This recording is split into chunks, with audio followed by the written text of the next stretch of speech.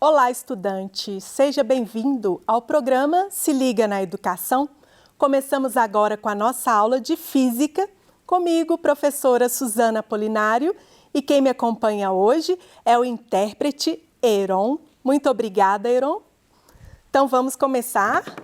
Tema da aula: Princípio de Pascal. É um tema que está dentro do estudo da hidrostática, porque agora, no quarto bimestre, de acordo com o nosso plano anual de curso da Secretaria de Estado de Educação, os estudantes em sala de aula estão desenvolvendo este objeto de conhecimento. Portanto, uma aula para o primeiro ano do ensino médio. Para esta aula, nós vamos focar na competência específica número 3 das ciências da natureza e procuraremos desenvolver a habilidade 301. E eu vou destacar o que faremos nesta aula, então.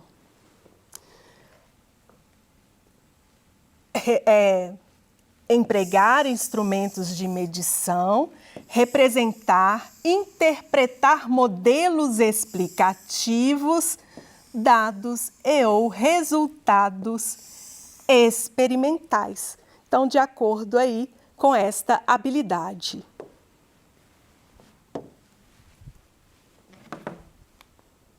Competências socioemocionais para esta aula: imaginação criativa, a curiosidade para aprender e também autoconfiança. E o que vamos fazer então na nossa aula, desenvolvendo a habilidade 301? Compreender o conceito físico de pressão e sua unidade de medida no sistema internacional. Lembro que nós já vimos o conceito de pressão na aula anterior. Também já vimos a unidade de medida de pressão. Portanto, vamos continuar desenvolvendo aqui esta habilidade. E também vamos analisar a pressão no interior dos líquidos. Para isso, eu preciso apresentar para vocês o princípio de Pascal. Mas quem foi? Blaise Pascal, físico, filósofo e matemático, também foi escritor francês, que viveu no século XVII. E como eu já havia comentado, o século XVII foi rico para o desenvolvimento da ciência moderna, juntamente com outros cientistas. Bom, vamos recordar aqui o que é a pressão no interior dos líquidos, como que a gente pode medir o valor desta pressão. Bom, então para isso vamos fazer uma análise aqui a partir desta figura que eu trouxe. Essa figura também já foi utilizada na aula passada. Então vamos recordar. Um recipiente contendo um fluido, né? A hidrostática procura explicar o comportamento dos fluidos em repouso. Fluidos, líquidos e gases. Então, no meu recipiente contém aqui um líquido, tá? E eu vou considerar que esse líquido seja a água, por ser de mais fácil compreensão, está aí presente no nosso cotidiano. Bom, esse líquido, então, tem uma altura. Nós temos uma coluna de líquido dentro desse recipiente. Eu quero, então, determinar a pressão aqui no fundo do recipiente. Vou chamar esse ponto aqui de ponto X. Qual será, então, a medida da pressão lá no ponto X? Para isso, eu tenho que considerar que, como o recipiente aqui está aberto, eu tenho uma pressão exercida na superfície desse líquido. É a pressão atmosférica. Ok, mas esse líquido também tem um peso, ele está sujeito aqui à aceleração da gravidade. E de acordo com o teorema de Stevin, né, nós sabemos que a pressão exercida por essa coluna de líquido é o produto da densidade desse líquido vezes a gravidade vezes a altura. Portanto, a pressão total em X, vai ser igual à pressão atmosférica mais o produto da densidade vezes a gravidade vezes a altura do líquido. Essa é a expressão matemática que vai me permitir calcular o valor da pressão aqui em X. Lembrando que pressão é uma grandeza escalar, tá? É medida em Newton por metro quadrado, medida em Pascal, no Sistema Internacional de Unidades de Medida, medida em milímetros de Hg, como vimos no experimento de Torricelli.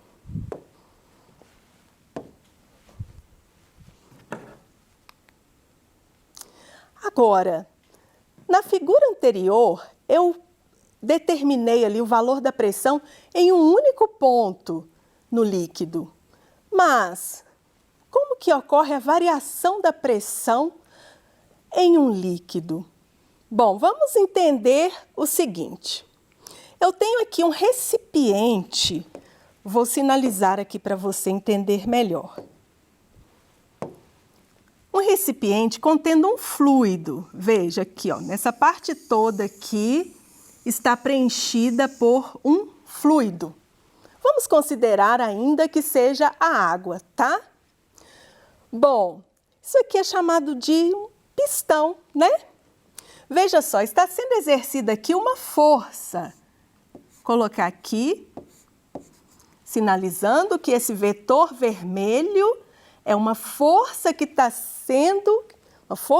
sendo aplicada nessa superfície desse primeiro pistão. Veja aqui, ó, nós temos uma superfície aqui. Ela vai descer aqui e chegar aqui, ó. Essa superfície está recebendo uma força. Bom, força sobre área produz uma pressão. Então, neste lado aqui, de novo sinalizando, está sendo transmitida uma pressão. Porém, essa pressão vai ser transmitida para todos os pontos deste líquido. Então, aqui no interior desse recipiente, uma vez que foi feita uma pressão em um ponto, ela se distribui ao longo de todo o líquido, de todo o fluido. Então, o que vai surgir aqui na outra superfície?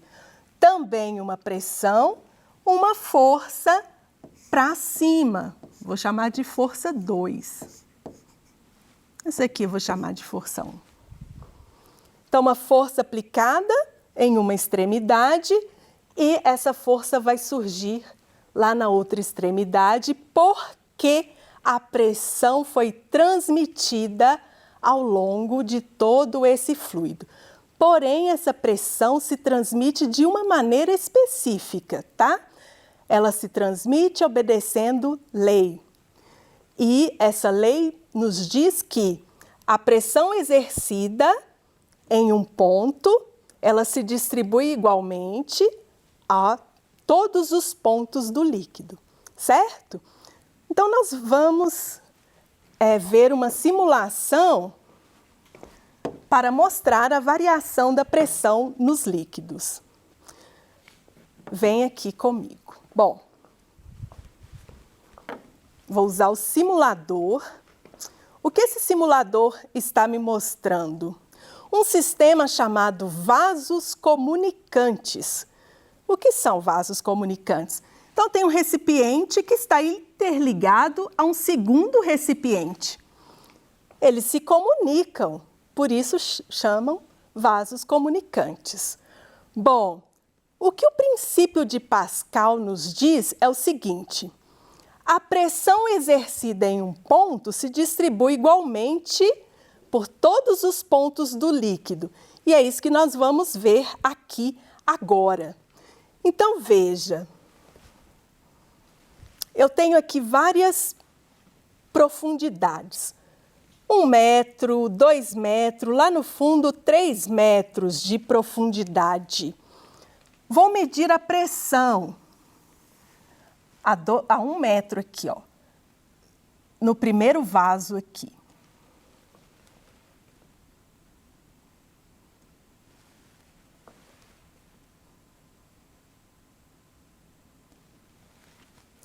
(104 quilopascal). Bom, por que 104,431? Eu vou considerar 104. São algarismos significativos. Os últimos algarismos são duvidosos, então eu posso desprezá-los por enquanto, tá? Então, vou medir a pressão no mesmo nível aqui no segundo vaso. Veja, 104 quilopascal também, porque os líquidos aqui estão no mesmo nível, então eles estão na mesma pressão. Bom, agora o que vai acontecer? Vou colocar isso aqui por enquanto e vou colocar um pezinho aqui sobre a superfície do primeiro vaso. Então esse peso vai exercer uma força, portanto, vai fazer uma pressão. Então, veja que a pressão lá do outro lado aumentou, era 104, passou para 105. Por que que aumentou? Houve uma pressão exercida no primeiro vaso que se distribuiu para o segundo, igualmente. Então, se eu medir essa pressão aqui, ó, eu vou ter o mesmo valor.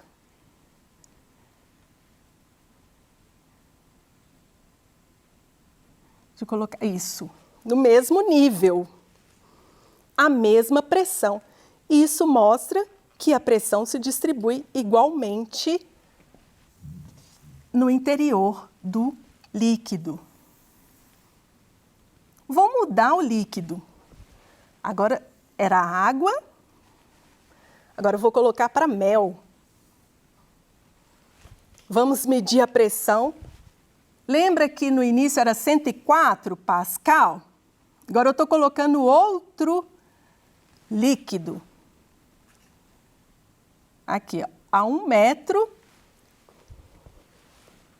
certinho aqui, 1 metro. Eu vou ter 105. Quando era água, a 1 metro, a pressão era 104 quilopascal. O que mudou aqui? O fluido, né? Agora nós temos um fluido muito mais denso que a água. Lembra que a medida da pressão está relacionada com a densidade do fluido? Então, se aumentou a densidade, aumenta-se a pressão. Então, eu mostrei líquidos diferentes no mesmo nível, com pressões diferentes, devido à variação da densidade.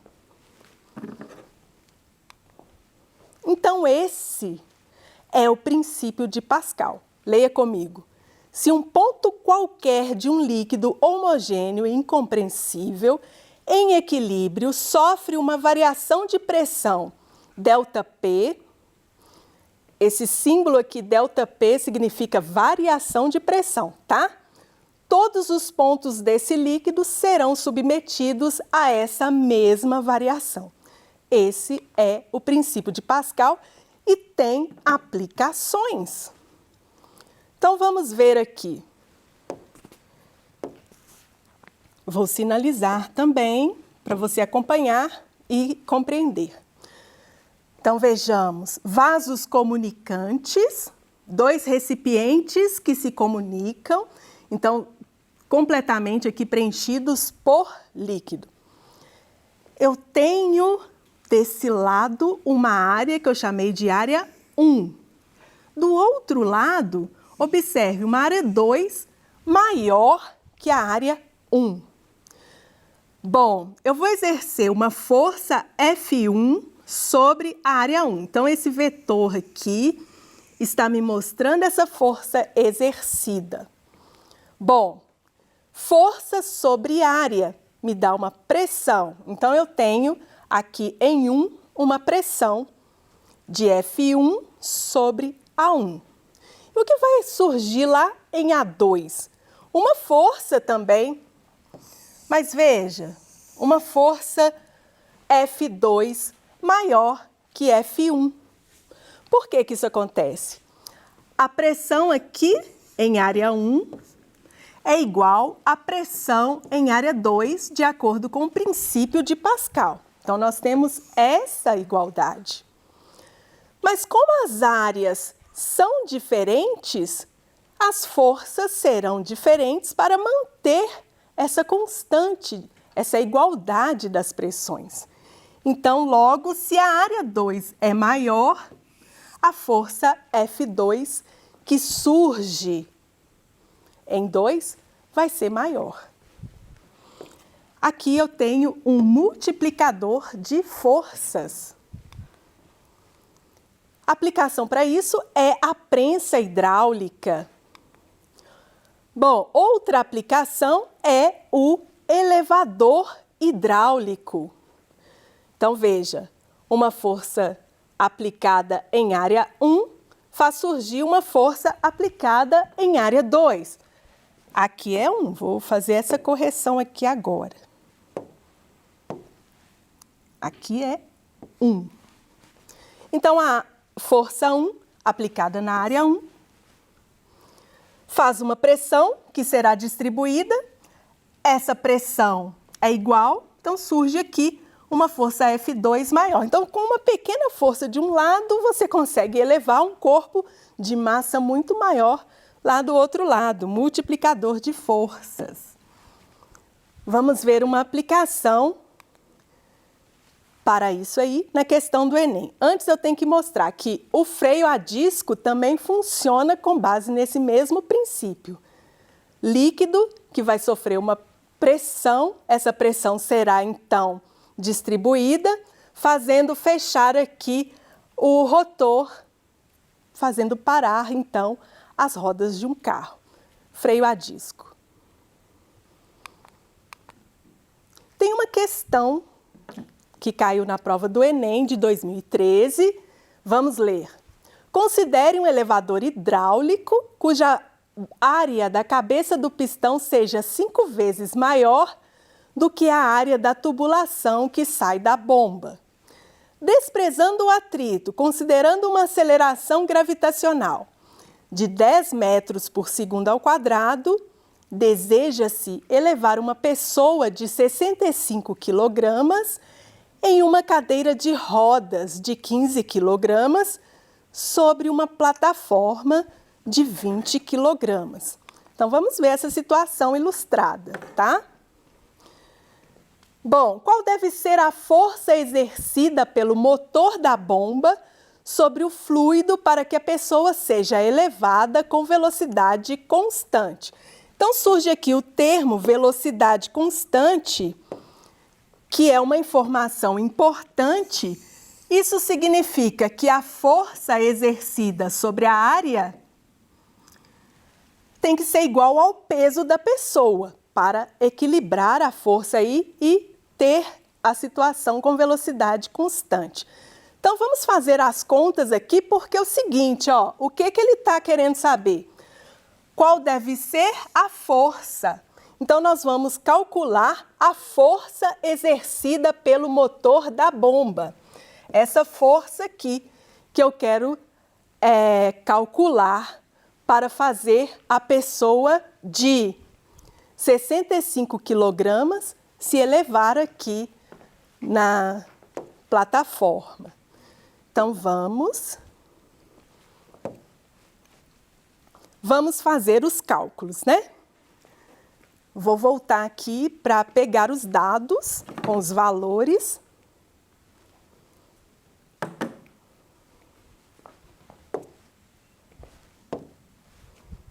Primeiro, a pressão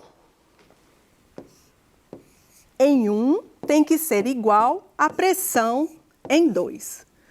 Portanto, para que isso ocorra, a força aplicada em 1 sobre a área 1 tem que ser igual à força aplicada em 2 sobre a área 2. Lembrando que eu quero achar o valor de F1. Então, agora eu vou substituir os valores que foram informados na questão e resolver esse cálculo. Então, F1 sobre área 1 tem que ser igual a F2, lembrando que F2 tem que ser o peso total. A pessoa tem 65 quilogramas, mais 15 da cadeira de rodas, 80, mais 20 da plataforma, 100. Então, aqui 100... Ah, tá, a massa é 100 vezes 10, né? Lembrando que peso é massa vezes gravidade.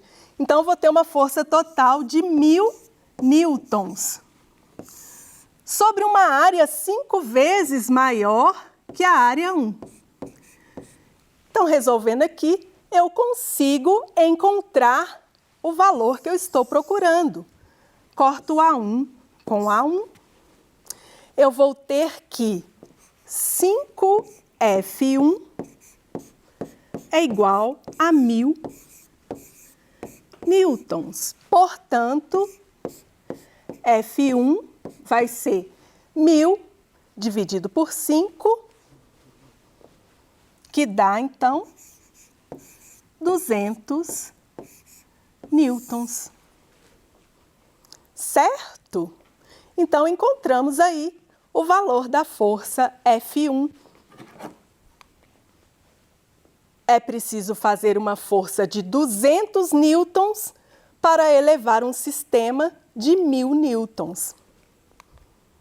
Bom, então na aula de hoje nós vimos a variação da pressão no interior dos líquidos, o princípio de Pascal e uma aplicação do princípio de Pascal. Bom, eu agradeço você que acompanhou, mas nós temos uma aula em seguida dessa continuação deste assunto. Eu espero que você permaneça conosco. Até a próxima aula.